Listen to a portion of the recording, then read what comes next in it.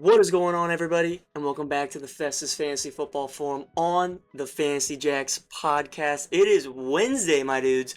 I'm late recording this, been busy all week.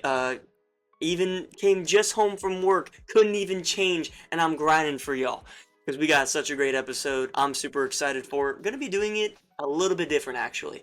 I prepped a lot more notes for this episode because my goal is to not edit as much, so not as much cuts, not as much having to delete things, stuff of that nature.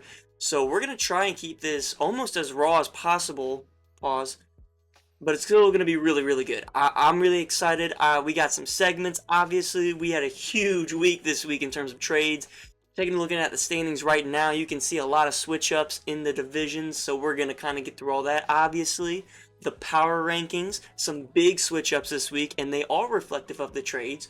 So be excited for that. Guys, let's just get right into it. Let's not waste anybody's time, okay? And let's get into the matchup reviews for week 3. Alright, guys.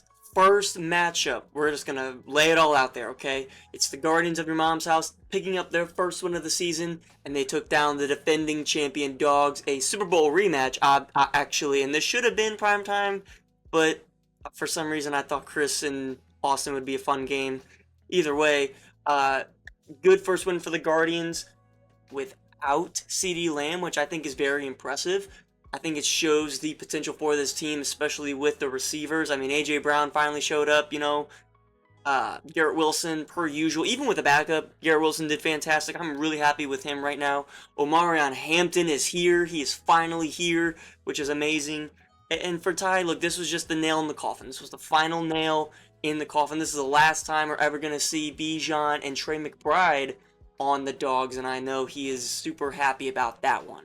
Listen, the Guardians in this game, they win, but they lose their franchise GOAT in CeeDee Lamb for at least 2 to 3 weeks. So although the win is nice, at what cost did it come at? I guess we'll have to wait and see. Let's go to the next game, guys. And this was Name Still Loading, taking down Bucky's Backpack 110.42 to 74.8. A huge win for Name Still Loading. Called it, by the way. And it's coming off the back of Jordan Mason, who was a fantastic stash by AJ. He played fantastic with 2 touchdowns. And Puka Nacua. Obviously, Puka's going to do his thing. Jake Ferguson even got in on the action. A really down week for Bucky's Backpack. Uncharacteristic for sure. Malik Neighbors with only 3 points. Zay Flowers finally cooled down. Not really anything too special out of Herbert, Irving, and Williams.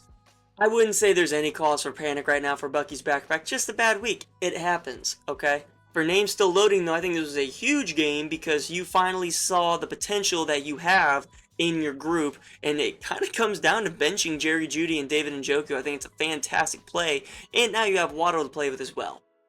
And Jaden Daniels coming back too, so great win for you. Let's go now to 12-man blitz. He lost again to Can't Chubb Check, 151.82, a huge week, and he took down 12-man blitz, 111.72. I mean, the running backs, look at this team, guys. 24 from McCaffrey, 33 from Taylor. He's got 18 from Kenneth Walker this week, who is no longer on the team. We'll get into that. A huge week for the running backs. And not to mention, his wide receivers, Devontae Smith and Keenan Allen, both scored. So whenever, I'm just seeing this right now, whenever Mez's wide receivers, when they score a touchdown or just score over like 15 points, right, kind of a midweek for some, this team is going to be unstoppable. Okay, McCaffrey and Taylor, they get too much usage to not put up at least, 15 to 20 points every week on top of who coming next week. If Devontae Smith, Keenan Allen, if they can just put up decently respectable numbers, this team is going to be very, very dangerous when it comes playoff time. As for Colin, I really don't have anything encouraging to say. Just another very disappointing performance. You put up a decent amount every week, 111, which I think you are like 3rd or 4th in points for, which is very good, and you're 0-3. It's unlucky. Hunter Henry, great performance, but Debo cooled off. Jamar Chase, there's a lot of concerns there. A lot of concerns with Ladd and DeAndre Swift right now.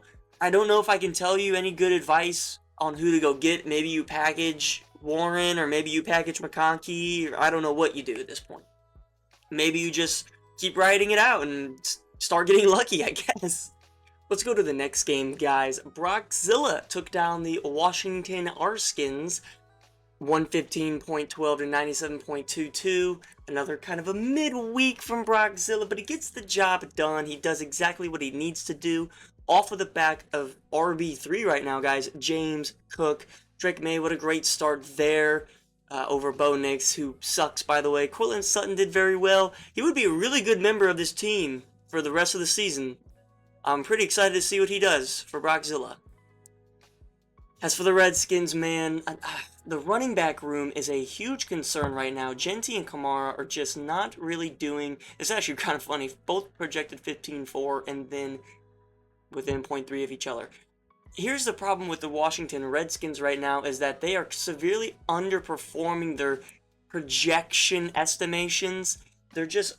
Every week it feels like they're just not producing. Nico Collins finally woke up.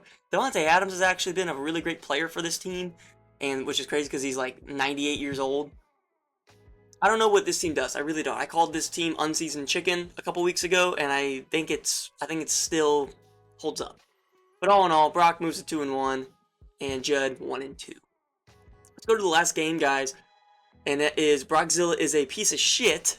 Taking down Dom's Girth. We all know this is Tony, but it's 112.48 to 96.06. Guys, this is actually a closer game I think that anyone thought it would end up as, especially going into Monday night. This was at one point almost a 10-point game, and it could have been way closer had Derrick Henry not been terrible at football, and as Chris calls it, a fatter Ramondre Stevenson. Ty's lock of the week finally cashed, his first one of the season. Congrats, Ty. He had Tony minus 4.5, and a great call there for Tony. Look, Amon-Ra St. Brown and JSN, they look like the two best wide receivers in fantasy right now, at least from a consistency point. And without a doubt, the best 1-2 combo for wide receiver, in my opinion. Devon Achane's fantastic. Chuba Hubbard, although a down week, still fantastic. TJ Hawkinson got in on the party. So if I'm Tony, I'm feeling really good right now about my team. Down, blow it up. I'm just kidding. Obviously, this was the last final nail of the coffin for Dom as well. He ended up trading Derrick Henry and Brian Thomas to Brock. He panicked. Let's go now to the primetime game of the week. This was the Evil Empire taking down Team D 120.44 to 103.32. And Chris Lambert, ladies and gentlemen, 3-0 in Festus Fantasy Football. That has never once happened. A franchise that has been so bad his whole career here, damn near. And finally, the rebrand of the Evil Empire. I think it's finally paying dividends. And he has a great team top to bottom with reinforcements coming. We'll get into that again later. But look, when I see the Evil Empire, I look at just positional groups that can win this team games, and it doesn't have to all be at once.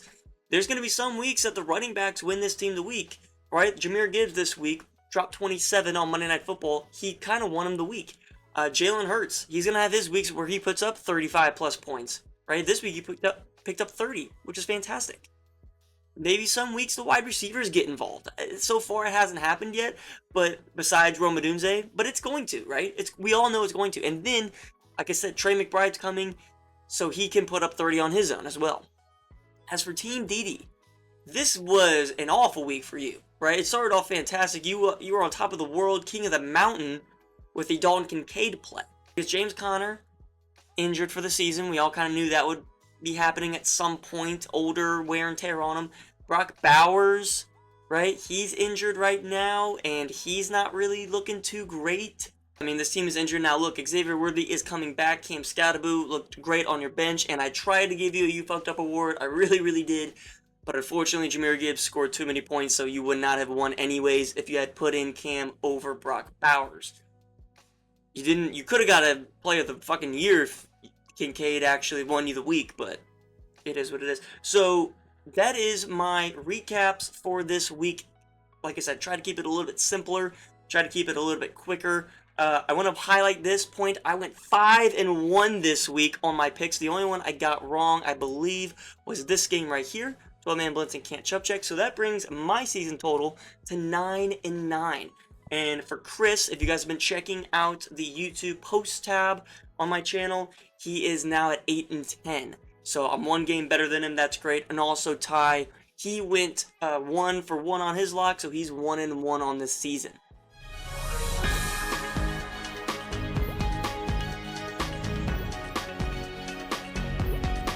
Alright guys, so I know that our trade analyst and trade expert Dom is he's ready to go for these trade reviews. I just wanted to kind of put in my 2 cents just because I'm selfish and I like the attention.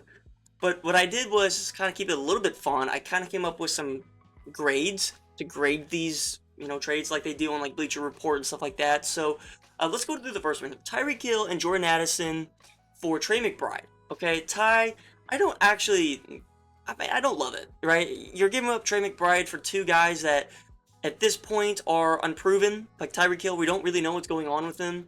He doesn't look great. The Dolphins don't look great. And Jordan Addison, rookie quarterback can't even really support 1-star wide receiver, let alone 2. So that was already going to be a big risk anyways. So the grade that I gave for Ty on this was a bag of cats, because you just don't really know what you're going to get with those players. And for Chris, I actually gave him an A. I think McBride is perfect for this team. I don't think you wanted Tyreek Hill's uncertainty anyways, considering your wide receivers depth with Rome Odunze. So Trey McBride's perfect for this. So now you have a top 3 player at pretty much every single position right now, and that's very scary. But here's the big one, guys. The Bijan Robinson trade that shook the league to its core. Bijan and Jordan Addison, who we had just acquired, to Mez for Michael Pittman, Terry McLaurin, and Kenneth Walker. I don't like this trade at all for Ty. I think it's very stupid, and I'm not going to be too critical about it. I'm just going to give you my draft grade. For Mez, I'm going to give him a grade of Robin Hood, who actually steals from the poor and not the rich. So, like the reverse Robin Hood, even though it's an A+ grade, whatever. And for Ty, I give him a grade of a nose. So then we go to later in the day, and then we get the bombshell that Brockzilla was busy on the phones and trading Quinshon Judkins, DK Metcalf, Courtland Sutton to Dom for Derrick Henry and Brian Thomas Jr. For this, I gave Dom a grade of Party City because he's kind of on his last leg trying to just do whatever, right? Hanging on for dear life. And for Brock, I mean, you're going for name value here, I guess. I support trading bench players in depth for star players, but I'm still going to give him a grade of being self-conscious about being unathletic. So there's my grades for all those trades. Hope you guys enjoyed them. And now, guys, let's hear from our trade analyst and trade expert, Dom. Week 3 in the books. Come on. Week 3 in the books. We got some big trades. Big trades. To start us off, Tyler and Chris. Addison and Hill for McBride. It's one of those that is what it is trades. I mean, Tyler's confident in Pitts, the tight end. He's got his back up, and he wanted some depth with Hill and Addison. I mean, I think both wide receivers, given opportunity to stay on his team, would have started for him, and probably Pitts, Hill, and Addison probably would have been better for his team than just McBride. So I think I'm not going to knock Tyler for that trade. I know what people get away from is that when 2 teams trade, 2 things happen, not just one thing. So they're going to look at Chris's team with McBride and they're going to say, oh, he's got McBride now. Chris's team looks so much better. It really doesn't. It's not that big of a trade. But the next trade, that's a big one. Tyler traded Bijan and Addison for Pittman, Kenneth Walker, and Scary Terry. It's a tough one. It's a tough trade because you got to break it down. You got to really break it down. On one hand, it's like, how do you get rid of Bijan? You got to be the stupidest person in the world. How do you get rid of Bijan? And how do you give him to the person who already has Christian McCaffrey and Jonathan Taylor? You got a 3-headed dragon. That's just a scary fucking team. That's a 100, 200 point team per week. That's a scary team. With that being said, you got to look at it. So Tyler loses McBride and Bijan, and in return gets Pittman, Kenneth Walker, and Scary Terry. I think when I wrote that down, it sounded better than what I just said. Because would you trade Bijan and McBride for Pittman, Kenneth Walker? Oh, and he gets Hill. Yeah, so Hill, Pittman, Kenneth Walker, and Terry. That's a lot of depth. I don't know. Maybe, his team's struggling. My team's struggling. A lot of people struggling. So it's a lot of players, Pittman, Colts look solid. Kenneth Walker, stay away from that. Scary Terry is injured, and Hill, he plays for the Dolphins. What can you do when you got a player that plays for the Dolphins? You just pray every week. That's all you can do. I don't know. Pretty bad. On paper, Bijan and McBride for Hill, Terry, Kenneth Walker, and Pittman. In the grand scheme of things, it looks pretty bad. It feels pretty bad. But it's hard to, it's kind of hard to wrap your brain around. Because what did Tyler need? It's like, what obviously, Mez's team looks insane now. Mez's team looks insane. No doubts about it. Looks insane. Adding Bijan to a team that already has 2 other top 5 running backs. It looks like a scary team. And I think that's what's all the fluster's about is, this team looks insane. But it's not a, Tyler, you're an idiot because you made your team worse. It's more of a, Tyler, you're an idiot because now look at Mez's team. And I fall in that same category. Because for the 3rd trade of the week, me personally traded Derrick Henry and Brian Thomas Jr. In return, Cortland Sutton, DK Metcalf, and Judkins. Everyone flips the fuck out. Oh, we didn't make that trade. Oh, look at Rock's team. Now he's got Derrick Henry and BJT on his flex. It's like, okay, I get it. You guys think, oh, it's a stupid trade because you look at one team. Now look at my team before. I had however many people we have on our fucking roster, 9 of them, and they're only capable of scoring 50 points a week. So I got to do something. And all you guys saying, oh, you could get so much more value from who? I had 9 active trades for those 2 players. Oh, most of you guys in this league got a trade. You got requested a trade for those 2 players, and you didn't take them. So this value you talk about, you're making it up. No one wants it. No one wants a 2 or 10 point per game Derrick Henry on the hopes that he busts one out. And Brian Thomas hasn't done nothing. 7 points per game. Not even that. He doesn't even look like the wide receiver 1. It's not like these Jaguars are struggling. They're struggling, but it's not like they're struggling and it's like they're not finding their guy. It's like he's not their guy right now. Maybe he's going to be their guy, and maybe it's a bad gamble, and that can be seen in the future. But for right now, he doesn't look like their guy. Through 3 weeks, doesn't look like their guy. It's not like he's their guy. They can't find their guy. He doesn't look like their guy. He just doesn't. So I'm okay with getting rid of him. I'm okay with getting rid of him, and I'm okay with getting Derrick Henry. What do I get in return? Judkins. He's played 2 games. You just watched him play 1 game last week, and he did decent. And no, the Browns' run game has looked good. And by run game, I mean their running backs. We've got Dylan Sampson, week 1, 18 points. Week 2, I don't fucking know what happened with anyone. They triple split the backs and quadruple split them with Jerome Ford, and then week 3, we get kind of the same look, but Judkins scores 18 points against Green Bay. Fucking great defense. He scores more points than Jahmyr Gibbs did against Green Bay. I know he splits reps with I'm done saying names, but you get my point. My point being is I'm confident in that the Browns running back. I'm confident in that. I don't care who it is. I had Sampson. I started Sampson week 2. I didn't think Judson was going to be a part of the offense, but he was, and now I got him, So I wanted a Browns running back. That's just It is what it is. I get Courtland Sutton. I wanted to draft Courtland Sutton. I'm very confident in Courtland Sutton. The Broncos got to figure out, little kinks here and there, first couple weeks, but I think Courtland Sutton's going to be their man. And when he's, that offense is going to put out. It's going to put out more than Brian Thomas Jr. has been putting out. And then DK Metcalf. I fucking hate it. I hate that he's on my team, but I think them, if we compare it, Judkins, Derrick Henry, it's a gamble. It's a gamble I'm willing to take. And then we look at Brian Thomas Jr. for Courtland Sutton and DK Metcalf. I would accept that trade if Brian Thomas Jr. was averaging 15, 20 points a game. I would accept that trade, but he's not. He's averaging 7. They're averaging 14 and 12 or whatever the fuck it is. Whatever it is, I made the right move. You guys are idiots. That's better for my team.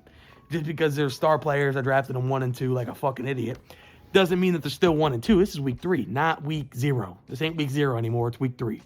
And you had 3 weeks to show me you could do something and you didn't do it. You got to get off my team. And I'm going to get value for it. Courtland Sutton, DK Metcalf. Give me 2 wide receiver ones, potentially. And I'm okay with that. But you see Brock's team that looks good already had a lot of depth in the wide receiver position, so he can afford to do that. Doesn't lose his 2 starting running backs because he has Judkins, who was, not playing for him. With Judkins, I'm confident in Judkins. If Judkins was in Brock's flex, his team still looks good. But now he's got Derrick Henry in the flex and Brian Thomas Jr. Well, if they go out and drop duds next week and combine for a total of 15 points, like they've done, last week, well, then who's an idiot? Who's an idiot? Not me. I'm not the idiot. It's not Brock. I think Brock took a risk because he can take a risk. It's like, obviously, these teams that are performing good, that you guys are scared to add good players to, are willing to take the risk on these trades.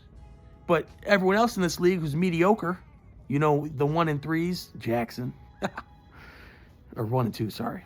I was thinking about next week in the future. But I'm just saying, you got a bunch of teams that can't afford to make a trades talking about trades that are being made.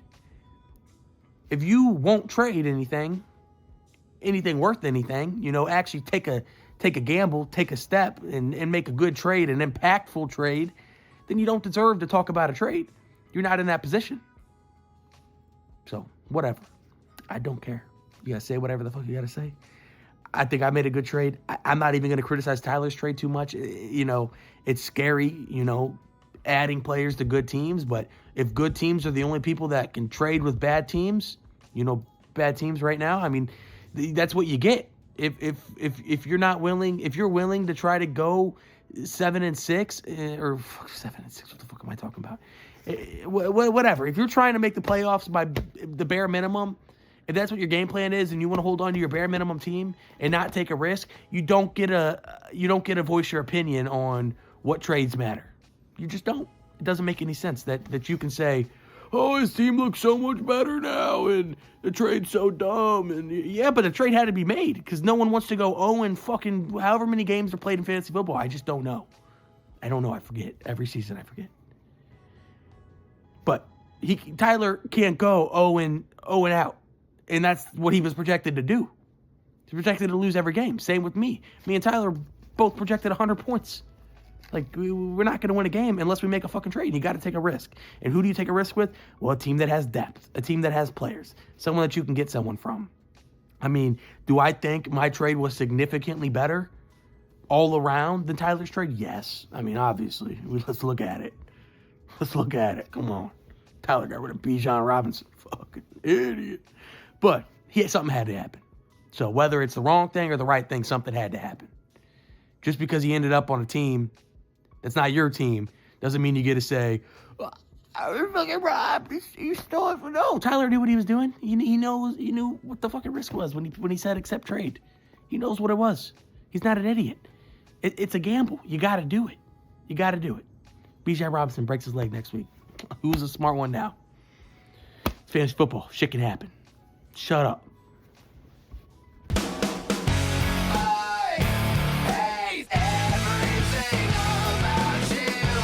All right, guys. I hope you enjoyed the trade segment. Dom, this is fantastic. We love to see him on the show. So now, guys, let's get into the matchup previews for week 4. huge slate of games this week, especially for our primetime matchup, which I think will be fun to kind of watch this week. But let's get into the first one, guys. Let's just get mine out the way. A beautiful matchup between the Evil Empire and the Guardians of Your Mom's House. Super tight projections, 120.2 to 120 flat, and that's without CeeDee Lamb. So that's kind of interesting to me. It's all because of these flexes right here. Okay, look, the team looks fantastic for Hurts, Gibbs, Drake London, Odunze, and Trey McBride. Those, Brees Hall as well, they all look fantastic. It's the flexes that get really, really worrisome if I'm Chris in the Evil Empire. Zach Charbonnet, you don't know what you're getting with him right now, considering K9 looks like he's back. Rashid Shaheed doesn't look great. He looks like the number 3 offense to Juwan Johnson, actually. Myself, no CeeDee Lamb, no GOAT for me this week. Projection-wise, I'm feeling okay. I think it's interesting that Jalen Hurts, I hope he remembers that he has A.J. Brown this week. Probably won't, because he's a terrible quarterback. And I think the biggest storyline of this game is DJ Moore versus Rome Odunze, 2 Bears wide receivers. Who's going to score more points this week? DJ Moore led the team in catches last week. Obviously, Rome Odunze scored better. But I think the winner of this one-on-one matchup here, whoever scores more for the Bears, I think wins this game. I already lost one of these scenarios week 1 between RJ Harvey and J.K. Dobbins. So hopefully DJ Moore can avenge me. I liked what he was doing last week, running his routes. He was actually taking some snaps at running back. Conveniently, that's what snapped CeeDee's ankle. But DJ Moore, I think he's got that dog in him. So who am I going to take this week, guys? I'm going to take Chris to win this week because I think his team is fantastic. Jalen Hurts, Trey McBride, super great onesies right there, and you didn't even have to draft the onesie. Jahmyr Gibbs, I think, could be great. I think Brees Hall against Miami could be fantastic, especially when you got Fields and Garrett Wilson on the other side of this matchup. That's kind of concerning. And then Drake London, he's got to get going eventually. Why not now, So I got Chris and the Evil Empire to win this week. Next up, huge divisional game here. I got the Dogs taking on Name Still Loading, 117.4 to 101.7. That's absolutely gross. It's terrible. Trading your star players who would give you more of a projection right now for its uncertainty for sure. I mean, look, Travion Henderson, I think this is his week. Can Kyle Pitts carry the boats and the logs in place of Trey McBride? Who knows? Juwan Jennings, are you healthy? Michael Pittman, can you keep it up? I think Kenneth Walker playing against Arizona, I personally hope he does fantastic so Charbonnet forgets to see the field. But I don't know. There's a lot of uncertainty right now with the Dogs. 0-3. He kind of threw a Hail Mary here. Hopefully it comes down with it. I don't know. But going up against a divisional opponent here in Name Still Loading. Chase Brown, no one likes him right now. He is terrible, and you have to play him, unfortunately. Looks like Jerry Jeudy and Quentin Johnson are going to get the start here in the flexes over Pacheco, over Coleman. I like that. He had Trey Tucker as well. Maybe rides that 40-point game from last week. Who knows? And then Jane Daniels, if he can play, I imagine he will play him. But maybe if he's got some balls, roll Jordan Love out there, right? That Cowboys defense is fucking awful. It's terrible. Who do I got winning this game? Guys, I got to go with Name Still Loading. I think Ty's season is over. I think it's over. And I love Ty, man. We all love Ty, our fearless commissioner.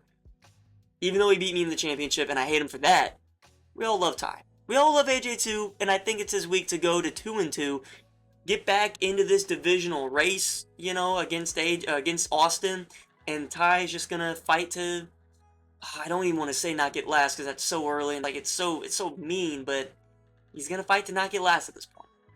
Let's go to the next game, guys. Bucky's Backpack taking on Team DD. Early projections favor Team DD 117.3 to 114.8. Lamar going up against Kansas City. You love to see that. That's going to be a great game. Xavier Worthy should be back. And, you got Jacoby Myers and Brock Bowers. What's that look like? I have no idea at this point. What does Cam Scattaboo and Saquon Barkley look like against tough run defense this week? As for Bucky's Backpack, look, bad, terrible, awful week last week, but that's just going to, I think, give you confidence for this week that you're going to bounce back in a good way, right? I would project 100 15 to 120 points this week for Bucky's backpack. And personally, I don't think Team Didi can score that right now, especially with their matchups and Saquon and Cam going against two of the best run defenses in the league. Xavier Worthy coming off injury. Jacoby Myers and Brock Bowers have Geno Smith throwing them the football. Feel like there's going to be a you fucked up award somewhere in this last flex spot. And again, Bucky's backpack primed for a bounce back this week, and that's why I'm going to take Jay Gill to win. I don't think I need to say much more. I like the matchups besides Javonte Williams, and I like the bounce back potential. They all did so bad last week, they can't be that bad this week again, right? That would be concerning. Let's go to Brockzilla, taking on 12-man blitz, 126 to 121.7 again. 12-man blitz, huge projection total. I think this is the second highest or third highest in the week. Going up against Brockzilla, who looks great on paper. Brian Thomas and Derrick Henry in the flex. If we're being honest, it's Brian Thomas in wide receiver 2. Marvin Harrison's not a wide receiver 2 player, right? He's going to be that other flex guy, but I digress. Scared for 12-man blitz here with the usage and the outlook of some of his players like Jamar and Ladd and DeAndre Swift. Trey Benson, kind of a fall from grace here, considering James Conner got hurt. Great pick for him, but does it kind of give him more options? And he doesn't really want options, right? Now he's got about 6-7 options to make or to pick from every week, and that's kind of a problem, especially when you fucked up awards are just kind of have your name on it. I really believe in Colin. I think this is if last week wasn't a must-win week, this is a must-win week, because after this, Colin's going to check out, and we're going to be seeing him next year. For Brockzilla, you're trying to make a statement here. You're trying to prove something, that this is actually your year, and that your team isn't overrated as fuck. I mean, look, James Cook looks fantastic. Justin Jefferson on paper is fantastic. Brian Thomas and Derrick Henry on paper are fantastic. No one on this team has been performing well, right? Besides James Cook. You could argue Josh Jacobs too, but whenever I look at these point totals, right, 12, 14, and 14, that's not great considering he was your second round pick. It's not. When you look at Bo Nix, he's awful, position rank 20. And you just traded two of your best players in Cortland Sutton, and Quinshon Judkins would have been. Right, James Cook is literally your only good player right now. And I'm being super critical, and we'll talk more about it in the power rankings. But I mean, look, even Justin Jefferson hasn't projected or scored more than 15 points. Pump the brakes on this team being super good. And also, fuck Brock. You know, he's a bitch. And unathletic. Who do I got winning this game, though? Although I really want to take Colin, because I feel like he needs it more than anyone else in this league right now in terms of a win. I didn't actually say it, but I'm picking Brock. Brian Thomas and Derrick Henry have been playing so bad, there's no way it keeps up. Like, just the law of averages say they have to fucking play good this week, right? I'm not saying Jettas and Marv are going to play good, but Brian Thomas and Derrick Henry, they got to at some point. Josh Jacobs against Dallas' terrible run defense has got to be good. James Cook against New Orleans has got to be good. And I don't think 12-man blitz has the firepower or the dream matchups to overcome this. I'm excited and I really want to watch and I want to see it happen. I just don't think it will. And I'm sorry, Colin. I really am. Let's now go to the last 3 o'clock game of the week, and that's Can't Chubb Check taking on Tony. 123.7 to 111.3. Really low projection total there from Tony. That's interesting, for sure. For Mez, so, wow. I mean, Bijan Robinson and Jordan Addison. This is looking really good right now. Taylor, McCaffrey, Bijan. I don't think, truthfully, I need to say anything else. I'm going to pick Mez to win this game. What do I have to say? McCaffrey, Taylor, Bijan. They're going to win this game for Mez. They're going to win multiple games. If, by the grace of God, Devontae Smith or Keenan Allen score a touchdown, there's no way this team loses. It doesn't even matter that they got rid of all their depth, right, in the wide receiver room with Terry and Pittman. It doesn't matter. Look what you have. And you even got rid of a stack with Taylor and Pittman. That's fantastic. Bijan, McCaffrey, and Jonathan Taylor on the same team. I want to vomit even thinking about playing this team. So thank God I don't have to for a while. Tony, I don't know what. Say a prayer, dude. Say a fucking prayer. Luckily, you have decent matchup with JSN against Arizona. and Chuba against New England. Luckily, you have that going for you, but everything else not really great. You play the Jets for HN, you play Cleveland for the Lions, and Cleveland's pretty good defensively this year. I'm almost too scared to take Mess because it looks that obvious that he's going to win. It looks that obvious. Fucking Christ, man. Bijan, McCaffrey, and Taylor on the same fucking team. It's unbelievable. Guys, let's get to the prime time game of week 4. I think it's awesome. I think it's hilarious that I'm putting it at the spot. But these two teams haven't been in prime time all year. I doubt they'll be back. So that's why I wanted to put them in now. And I'm kind of excited to see Dom's girth this week. Taking on the Washington Redskins, 122.9. That's a huge projection total. Wow. Taking on a 103-point projection, a 20-point projection difference. Haven't seen that all year. That's definitely the biggest one all year. That's definitely not encouraging if I'm Dom, even though he made the trade to be more well-rounded with Judkins, DK, and Cortland. Which, for that reason, yes, it looks a lot better for Dom. Instead of having Derrick Henry, who you can't really trust at this point, and Brian Thomas, who, although is going to be great this week, because of course, you don't trust it. For this, Cortland set against Cincinnati, you trust that. That's going to be great. DK, not so much, but Judkins against Detroit, you love that. That's going to be great as well. And I guess you kind of just have to pray that Ramondre and Kupp score a touchdown, right? It kind of has Kupp's name written all over it here in Arizona. Going to be a weird game, interdivision game, Thursday Night Football. It's never really the guys you think, besides last week, of course. But this week, I feel like Cooper Kupp can get something going here. So he has that going for him. And for the Redskins, Nico is back, but now he's got a tough matchup in Tennessee. Tucker Kraft still a little bit injured. We'll see how that affects him. Pet injured going up against New England with a healthy Christian Gonzalez, which I am personally afraid of. However, the saving grace is George Pickens with no CeeDee Lamb. Now, Jake Ferguson's going to cut into that, but George Pickens should be fantastic because they really can't throw to anyone else, and they're going to have to throw in this game. For Genti and Kamara, hope for the best, dude. I don't know what to fucking tell you. I think we know what they are at this point. They are low ceiling, mid-floor guys, right? Their usage is going to keep their floor high, but they're not going to go off for 30 points all year. And if they do this game, of course, right? Of course. But I don't think they will. I don't think they're going to break 20. And that's unfortunate to say because I think Judson's a good guy. I think he's a good guy. But who do I have winning this game? I still have the Redskins winning. Dom's girth, I have no trust in that at all. Even with the new team, I'd be crazy to take him. Now, I can doubt him all I want. I can say all this, and he can come out and shock the world. Does that say a lot about Dom's girth, or does that say a lot about Judson's team? I guess we'll find out on Tuesday. To me, I feel like a win for Dom means if Judson loses this game, there's going to be all hell breaking loose on the trade market next week. So look out for that. But just to recap, guys, go through the picks again. I think this is going to be a great week 4, guys. I got Chris winning. I got AJ winning. I got Jay Gill winning. I got Brock winning. I have Jordan winning. And then for the primetime game of week 4, I have Judson winning. Now, unfortunately, guys, Colin did not send his picks of the week, which is annoying. Do better, Colin. But we do have a segment from our beloved Commissioner Ty with his week 4 lock of the week. Let's hear it.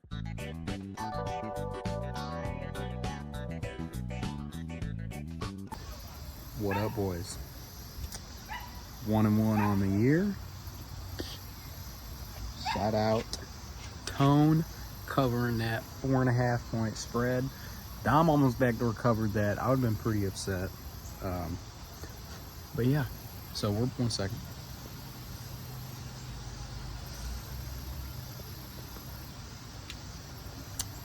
So we're back for another week. I do not know if you guys even like this segment. No one has really told me if they like it or not. And no one has said that they don't like it either. So, I don't know. I like it. I like it. Kind of makes me look like a bitch. I like it. You know what I'm saying? So, as a gambling man, taking a look through all the spreads this week. A couple big ones. Mez with the massive trade. I'm not even going to begin to talk about how much I think about Bijan Robinson, but Mez with a large projection over tone. Chris and Jackson had a real tight one. It was only like barely even half a point almost, I think it was. So, like I said, in week 2 when I first did this, I'm not going to do nothing like that because that's kind of just picking a winner. And I want to do that. So, this week, I've decided, because of the scumbag motherfucker that he is, I'm taking the 0-3 12-man blitz. The cover, I think it was 4. It was almost 4.5, but I'll just take it at 4. I'll take it at +4. Colin Doyle covers that against Brock. Fuck you, Brock. All right, guys, final segment. Thanks so much, Ty, for your lock of the week. Super excited about that. And let's get into the power rankings for week 4, guys. Last segment. I hope this video's been great. Let's just finish this off strong here, and let's get into the week 4 power rankings. This is with the trades adjusted. So, at number 12, I gotta be fair. It's the Dogs, okay? I feel like what you gave up, Trey McBride and Bijan for, was not replaceable enough. Okay, you gave up potentially 35 points a game from 2 positions and maybe got 35 points a game back. Right? Tyreek Hill, we can't really trust right now. He's averaging 13.6. Kenneth Walker just had 1 good game. He's averaging 14, so that's 27. And then obviously Pittman's been fantastic, but then Terry McLaurin injured.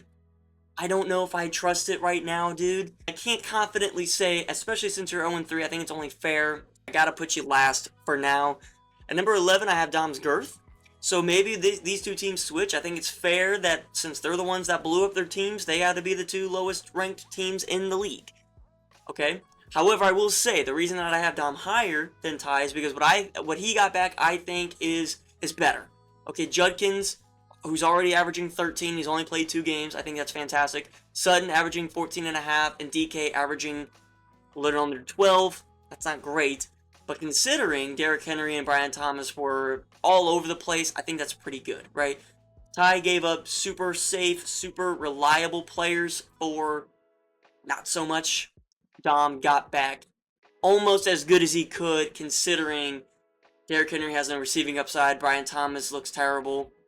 So that's why I have Dom at number 11. At number 10, guys, I'm going to go Name Still Loading. Now, great win last week, and it looks great right now with Jordan Mason, with Puka Nacua. I like Jake Ferguson even. I think that was a great pickup there. Was he drafted or did he pick up off waivers? Drafted. Great draft pick there. You know, David Njoku hit the bench. Pacheco hit the bench. Love it. When Chase Brown figures it out, when the Bengals start getting on a little bit of a run, I think this team is going to be very respectable. Puka Nacua is, again, best player in fantasy besides Christian McCaffrey right now, in my opinion. And he's got number 1 tight end, Jake Ferguson. Ride that bitch till the wheels fall off. Jordan Mason is going to be great for the next few weeks. The 1 week you put him in, he's been fantastic for you. So that should be a sign for things to come. So good job for AJ for staying the course. And I think if you can fine-tune this team a little bit, maybe get rid of Chase Brown, maybe upgrade the flex position, or even still, maybe you trade Quentin or Jerry and Chase Brown in a 2-for-1 for maybe an upgrade at running back. I don't know. Just speaking out loud, I think that's something that can happen. So there is options for this team, and that's why I got him at number 10. At number 9, I have Mr. 12-man Blitz, Mr. Colin Doyle. The reason I have them at 9 and not lower is because I know they're 0-3, but again, it's not really a bad 0-3. It's a goddamn, I'm getting unlucky 0-3. I think he's played against 2 of the highest scoring teams in his 2 losses. Right? He's had tough falls, and the other one he lost to Dom by half a point. So it's tough right now for Colin, and I understand why. Okay, DeAndre Swift is not good at all. I think last year had that go well for him and try to dive back into it, and it's just not happening this year, unfortunately. I was wrong. I thought he'd be great, personally. Jaylen Warren has been good, and Jamar Chase, what is he right now? I don't even know what his value is. That was awful what I saw last week. Lad McConkey, again, another one of those like Swift. He's just underperforming, and it sucks because you kind of have to play him because he's your 2nd round pick. the only bright spot on this team right now is Josh Allen. But it's also, I mean, the depth on this team. He's got a lot of players that he can plug and play at any point.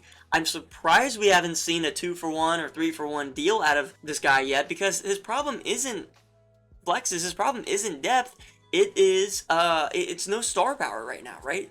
Although Jamar Chase has the star name, he's not producing like that. Although Ladd McConkey is super, like, wanna have your daughter bring him home type dude, super, like, gym rat.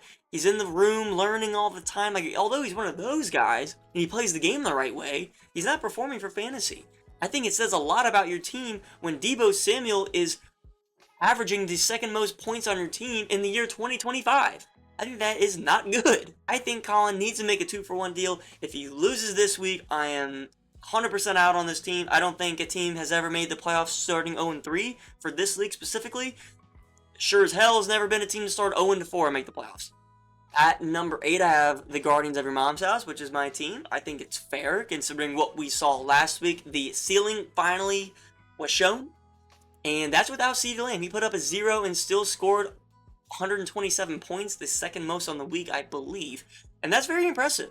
I think A.J. Brown is going to get going. Omarion Hampton is here. What a great trade for me personally. Trading Waddle for Omarion, and now Omarion's going to get the whole workload of the Chargers, and he's going to get receiving work. Kyren Williams, I don't love, obviously, he just doesn't have the upside in receiving. Garrett Wilson looks like pick of the year right now for, like, draft day steal pick. Fantastic. Wide receiver 7 in, I think, the 6th or 7th round. He fell 2 rounds, too. That was insane value. Juwan Johnson, great tight end there. Justin Fields, rushing upside. Not panicking on this team at all right now, okay? I believe in this team, even without CeeDee Lamb, which breaks my heart because I love CeeDee Lamb so much, but we're going to hold it down for him. We're going to hold it down because that's what the Guardians do. His jersey is in the rafters. It's in there. It's already up there. So we're going to do this for him, and he's going to come back and lead us to another playoff berth and another championship. I know you guys won't agree. I know you think this team sucks. High projection total, though. So yeah, that says something. At number 7, guys, and I really don't know if I really believe that this team is number 7. I really don't want to put him here, but I kind of have to because he has more points scored than me. So it's the Washington Redskins. Ashton Jeanty, averaging under 9 points right now, is absurd, considering he was drafted so early. Alvin Kamara, although he was kind of a value pick, I get that. Not really good considering his name and what his usage should be on a terrible Saints team. Nico Collins, I think is going to get going. Devontae Adams is going. Very great pick there. I was wrong about Devontae. I was too scared with Puka there, but it's working out fantastically. Is that a word? I don't know. And then Ted McMillan, I think, is another candidate for sleeper pick of this year because he has been so consistent with his floor on a bad Carolina offense. And I think it just shows that Dave Canales, their head coach, really does funnel targets and reps to their number 1 wide receiver. I mean, this is the same team that had Deontay Johnson looking like a league winner last year for Chris, when he was the wide receiver 1. That's what they like to do.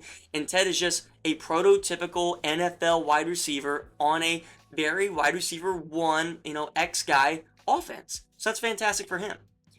Other than that, though, again, no spice for this team. I think it's just good enough to maybe get into the playoffs at 7-7, but it's not good enough to go win a championship. Unless Ashton Jeanty really turns it around, this roster right here cannot win a championship. I'm just being honest, and I'm saying it as it is. Although, you love Nico and his upside, Devontae Adams is the floor guy, which I respect. He's also hanging up in the rafters for the Guardians, so I love me some Devontae Adams. Maybe I'm being too critical. I don't know. I'm sorry, Jed. That's how I feel. At number 6, I have falling really very, very, very far, Team Didi coming in at number 6. And this is because of injury concerns, right? James Conner out for the season. Brock Bowers injured, and I think he's more injured than people are letting on. Then you have very, very questionable flex plays with Ricky Pearsall and Kirk. Not really Pearsall, he's been pretty good, but Calvin Ridley has not been. Kirk, not been. Now you get Xavier Worthy back. Although you have Lamar, Saquon hasn't even been performing great. Running back 13, which is insane to say considering he was the number 3 overall pick this year in fantasy. We all know he's going to get going. But maybe they don't. Maybe A.J. Brown gets going. Who knows? Just looking at it from a long-term season standpoint, Xavier Worthy and Jacoby Myers cannot take you to a championship, considering Xavier Worthy is going to have his role deplenished. Ricky Pearsall is going to have Juwan Jennings, George Kittle, Brandon Ayuk by the end of the year, so he's not going to be as involved. Christian Kirk is just on an awful team. Brock, your team sucks. Calvin Ridley is not looking good right now. Look at this, averaging 6.4 points from Calvin Ridley. He was supposed to be a huge steal of the draft candidate, and he's position ranked 71. He's unplayable. And he's untradeable too because no one's going to want him.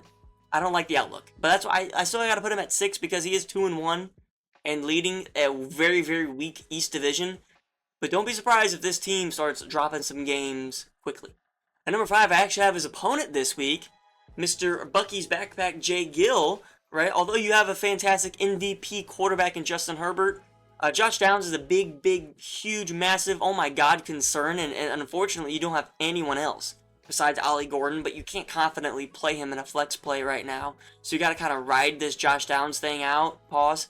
And I don't know if it's going to be good for you. J.K. Dobbins also looking like a Tom Brady award winner right now. I mean, position rank 12, averaging 15. He's your last flex play. That's fantastic. Javonte Williams, like another really bad matchup, unfortunately, for Jay Gill. I think last week was supposed to be a huge coming out party for him on Bucky's Backpack, and it just didn't happen. And unfortunately, this week it's not going to happen either against, I think, probably the second best run defense in the NFL. Bucky, he's going to be fine.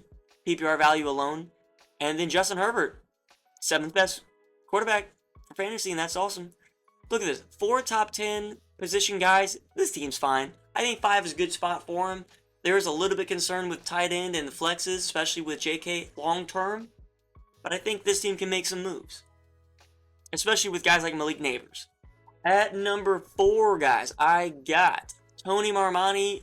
Right now, he's Brockzilla, is a piece of shit, which he is. And the reason I have him at 4 is not really because his team is bad, but I think the 3 teams above him just got way better this weekend. Not just that. Jason Amon-Ra said this earlier. I think it's the best 1-2 combo for the wide receiver position in the league. Number 2 and number 5 is fantastic. Number 6 running back in Devon Achane. Huge upside there with the receiving work, and that's really good considering you have Chuba Hubbard, who also gets some good receiving work, and you can rely on him to get usage.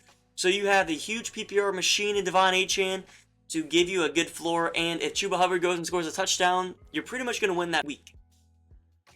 Problems on this team are tight end with TJ Hawkinson and Stephon Diggs. Travis Etienne kind of cooling down a little bit this week, especially with Bashal Tootin going up there in snap percentage. But Stephon Diggs is unplayable at this point. I don't know why you just don't play Jameson Williams. Like, I get it. I'm going to make fun of you. We're all going to make fun of you for playing 3 Lions players, but it can work. It can. It's probably going to work better than Stephon Diggs. Like, look at last week, 6-3 for Jameson, 5-3 for Diggs. It's kind of probably worth it to play Jameson Williams because he's just going to be better than Stephon at this point. And you can't really trade any one of them. The guys that you can trade, you don't want to trade. So play your super stack, get made fun of, call it a day. At number 3, guys, this is one of the teams that I do think got better, but are actually moving down in my rankings, and that is the Evil Empire. That's Chris. Although he's 3-0, best record in the league besides Tony, I think that his flexes right now are just not great, and his wide receivers are scaring me. Drake London, his name value is, you're caring too much about his name right now. Second round pick should never be wide receiver 44, especially with the target share and snap percentage that he plays. So take out his name value. He's an awful wide receiver right now. Luckily, Rome Odunze's here to help you. Jahmyr Gibbs, awesome, obviously. Jalen Hurts, awesome for fantasy, but a shitty quarterback in real life. Trey McBride now on this team is fantastic.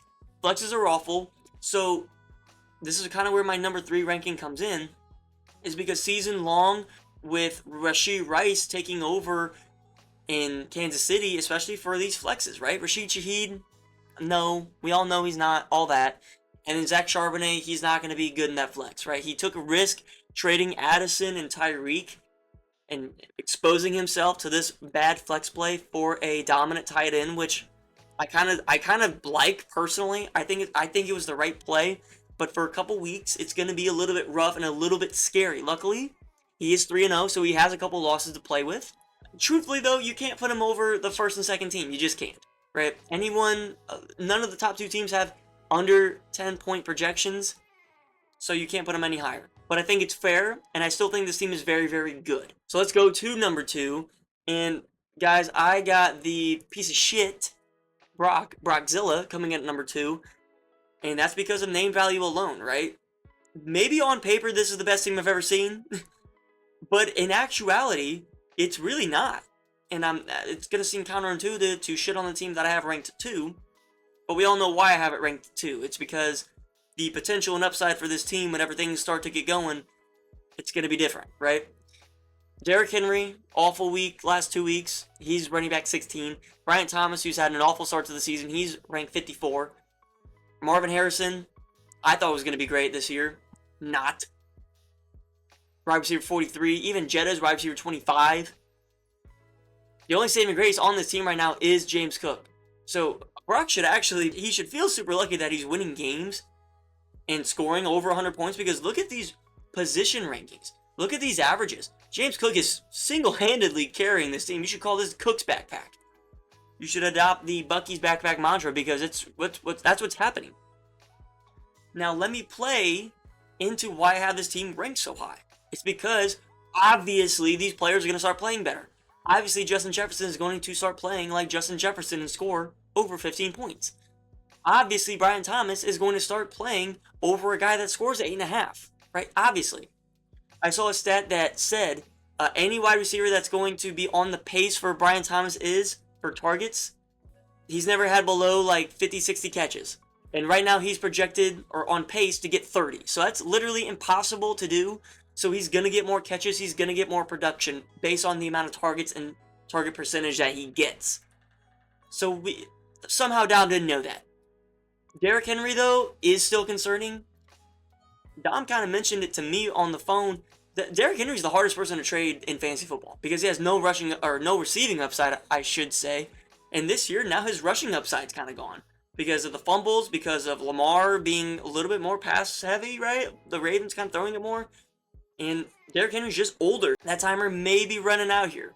And maybe that's why we see kind of a decline in Derrick Henry on top of the fumbles, on top of the Ravens wanting to throw more, on top of all these other factors.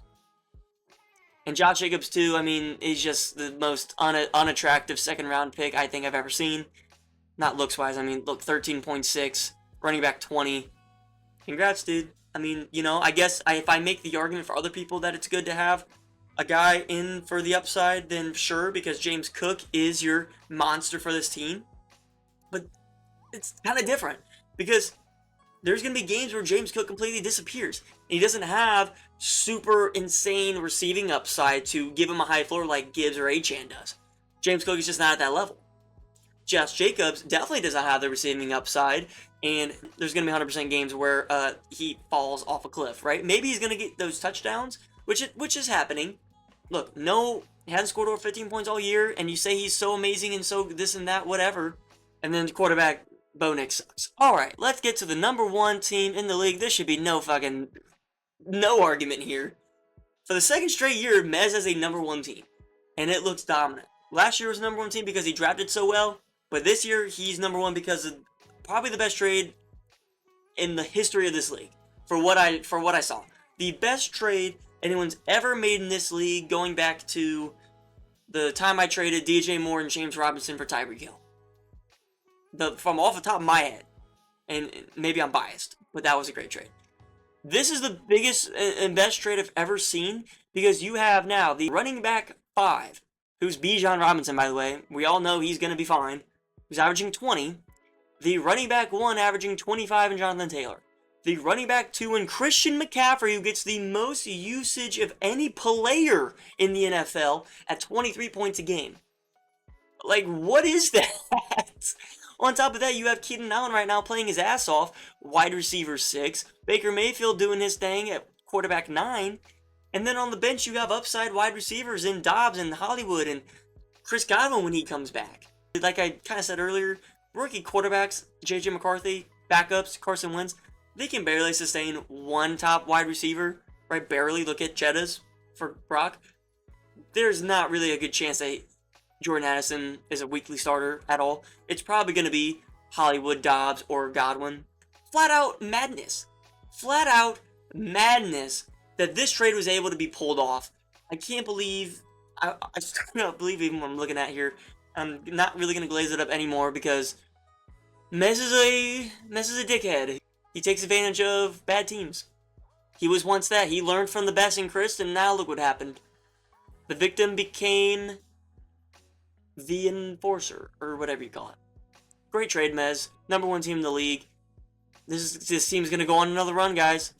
He might not lose another game, barring injuries, right? Maybe the wide receiver room's a little bit concerning. Tight end room, obviously, is concerning. When you have 4 players average 20, 5 players damn near with Keenan Allen, when you have 5 players average 20 points, you're not going to lose in fantasy. I've never seen a team with 2 23-plus point per game guys, and you got McCaffrey and Taylor, let alone your quarterback average 20, your flex guy average 20, your wide receiver average 20. I've never even seen this happen. This is insane. That out of the way, guys. Thank you guys so much for watching. I hope this video was good. Like I said, try to keep it more raw, try to keep it better. I had more notes prepared, so maybe I kind of keep it this style if it helps my editing. But I hope you guys enjoyed, and I hope it was enjoyable. So if you did like it and you kind of like this style, please leave a like, comment down below, text in the chat, send me trade offers. Would love to keep trading. So I guess that means a quarter of the season is almost over. So I hope you guys enjoyed. Thanks for everyone for sending in their stuff as well. You guys are awesome for that. And good luck to everybody this week, except Chris. Go fuck yourself. See you guys.